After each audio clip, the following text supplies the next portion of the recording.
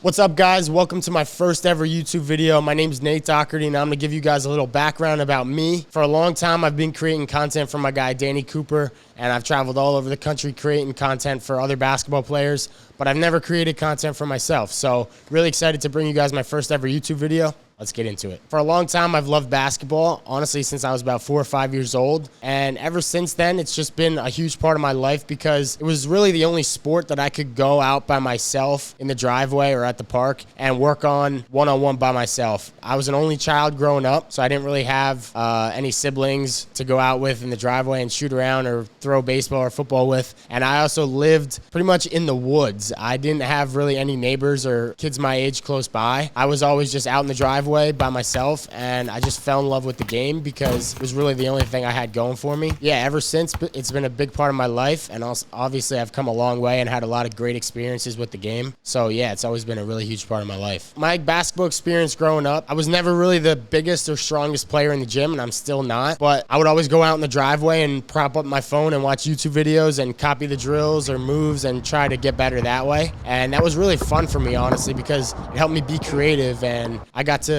try different things out, and there was really no one watching me and there was no pressure. So I always tried to really experiment and get creative. And then my basketball experience growing up, like I said, I obviously wasn't the biggest or strongest in the gym, so I was always a little behind the 8 ball. I was really motivated by that, honestly. There was always people a little bit better than me, but I really worked hard on my own to be better than them one day, and I knew that one day, once my body caught up to them, that I would be. My high school years on and off the court were really interesting, to be honest with you. Off the court, I had a great group of friends. There were about 6 of us, and shout out to those guys. We called ourselves the Bruvs. They were my best friends, honestly, and we had a lot of really fun, incredible memories. And then on the court, even though I was small, I always talked a lot of crap on the court, and a lot of the guys that were seniors when I was a freshman, they really did not like me. But honestly, like, that chip on my shoulder, yes, it made people dislike me at the time, but honestly, it was the one thing that pushed me and drove me to become a better player. And honestly, looking back, without that edge that I had, I don't think I'd ever reach the level of skill or potential that I did without it. So I'm really thankful that I did have that. My attitude and my swagger, even though I was small, really brought out the best in me, and it allowed me to compete with people that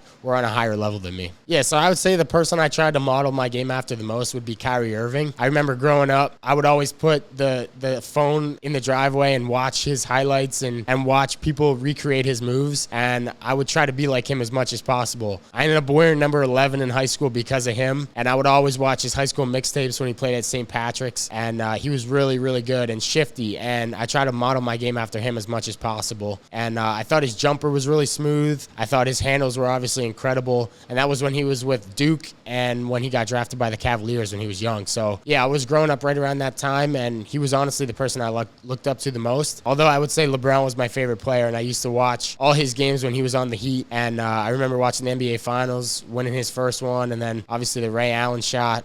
So I remember watching those. I used to wear the LeBron Miami Heat number 6 jersey, and I always followed LeBron wherever he went. When he was originally in Cleveland, to Miami, back to Cleveland, and then the Lakers, I was always a huge LeBron fan, but I definitely modeled my game after Kyrie the most. Yeah, so my college basketball recruiting experience was really unique, honestly. I had probably about 15 to 20 Division III schools interested in me, and obviously I'd have a full-time roster spot if I was to commit there. And then I had a couple Division II schools interested in me. I wasn't guaranteed a scholarship at those Division II schools, and I really wanted to make sure that I played early on whatever school I committed to, and I wanted to play for a winning program while also being kind of close to home. So I committed to Moravian University. Unfortunately, my college coach that I committed to that was recruiting me, he left about a month before my freshman season. It was a really unique journey for me because my first couple months on campus, my coach had left, and we were going through a hiring process for a new coach. So then once we hired the new coach, he was there for 2 years. I played a lot as a freshman, started about 3 or 4 games out of the 25, but played in, I think, 20 of the 25 games. And then my sophomore year of college, I started every game. Junior year of college, I started every game. But that junior year, we had an interim head coach because the coach that was hired for my freshman and sophomore year had resigned. And then the interim head coach, he was a full-time teacher, so he didn't want to give up his teaching job to be the coach full-time. So they opened up the hiring process again for my senior year, and that was when we hired our coach, Coach Keckler. He was my 4th coach in 4 years. I only played for 3 of the 4, but it was a really crazy experience, but I was just really grateful to play college basketball. I made some great memories. I made great friends, and obviously I met my guy, Danny Cooper, who I work full-time with now. My college experience was a lot different than my high school experience because I wasn't the guy like I was in high school, but it also made me a much better basketball player because I was playing much higher level competition, and it brought out the best in me for sure. The game of basketball taught me a lot, honestly, in my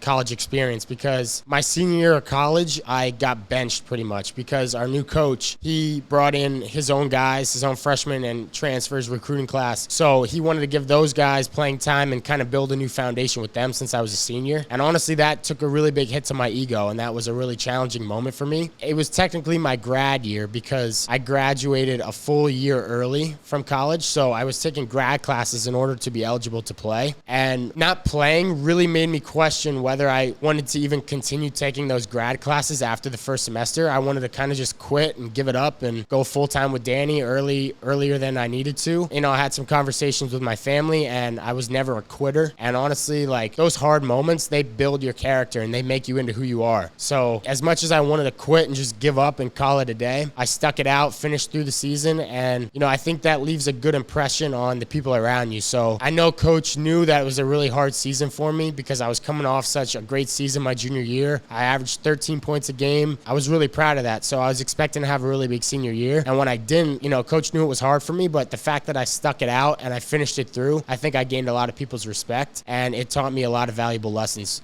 going forward in my life. Yeah, so I knew my path was going to shift from playing to helping other people in the basketball world that senior year of basketball when I wasn't playing as much. But then it made me motivated to want to help people as much as possible. And Danny and I had been working with some really high-level guys, Mac McClung, Lamar Stevens, guys like that. And being around those guys kind of brought the love for the game back to me, and my passion for it came back, and I wanted to help them as much as I could because I wasn't getting the playing time that I thought I earned, honestly. Yeah, it was kind of an outlet for me to stay involved with the game, but take my mind off not playing at the time. My first opportunity to work with high-level NBA players obviously came from my guy, Danny Cooper, teammates in college at the time, and I saw him working with a bunch of guys, but specifically when I saw him working with Tyler Hero, I was like, man, like, that's a really high-level guy. Obviously, he's really well connected. Maybe I could help him out sometime in the future. And then after that season, I asked Danny if I could help him out with any workouts that summer, and I'd be willing to help him in any way I could. So he told me actually a week later, he'd be going down to Gate City, Virginia to train his guy, Mac McClung,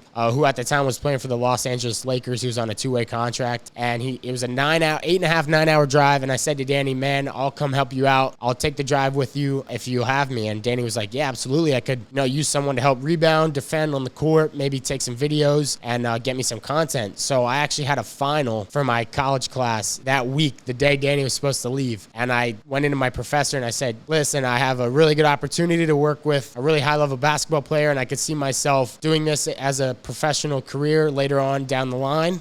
Is there any way I could take the final during your office hours? And she let me take the final on the spot. I actually finished with a B on the final. So without studying, I got a B somehow by the grace of God. And I had the freedom and flexibility to then go with Danny. And we drove down 8.5-9 hours to Gate City, stayed with Mac for 4 or 5 days. And not only have I had the opportunity to work with him, he's been a really good friend of mine ever since then. Being around elite talent every day, honestly, is the most rewarding part of the job, because seeing how hard these guys work and how motivated they are to make it to the next level and be successful is really motivating for me, and it makes me want to help them even more and as much as I can. So, I love seeing them come in and get excited when I take pictures of them and give them videos and give Danny videos to post on social media. So just building that bond, that community, that brand for these guys, that's the most rewarding part, and that never gets old. So I think a lot of people want to be good at basketball, but I don't think they understand what really goes into it. So in terms of being a really high-level basketball player, these guys are working out 2, 3, 4 times a day, and so they really put a lot of time into it. It's not just something that they do casually. Like this, they take this so seriously. It's their livelihood, and they provide their family with this money, and obviously it's really hard to make it to the league. There's only 450 players that make the league, so it's really hard. And these guys, they grind. And then when it comes to training, people don't understand the grind for us. Like, we want to help as many people as possible. So some days we have people one after another, boom, boom, boom. Like, we're training all day, and we're on our feet all day. We're grinding just as much as them. And it might not be as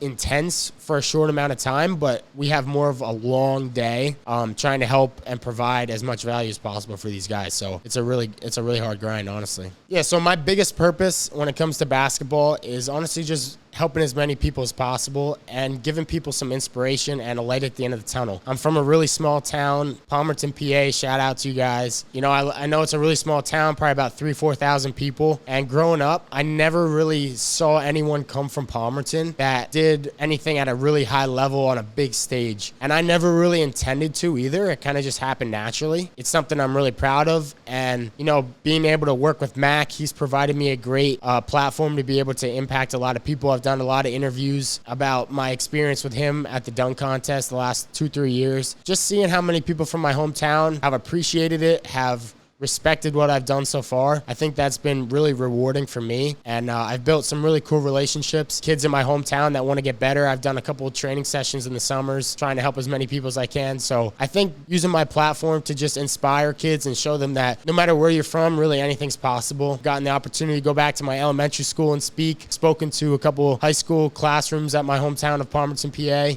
And I think it's just really cool that I get to inspire people from Palmerton. So shout out to you guys. I hope that helped you guys get to know me a little bit better. I'm really excited to bring you guys some content of my own and get out from behind the camera a little more. So make sure you guys hit that subscribe button, hit that like button, leave a comment. Let me know what you guys think I should talk about next. Appreciate you guys watching. Peace.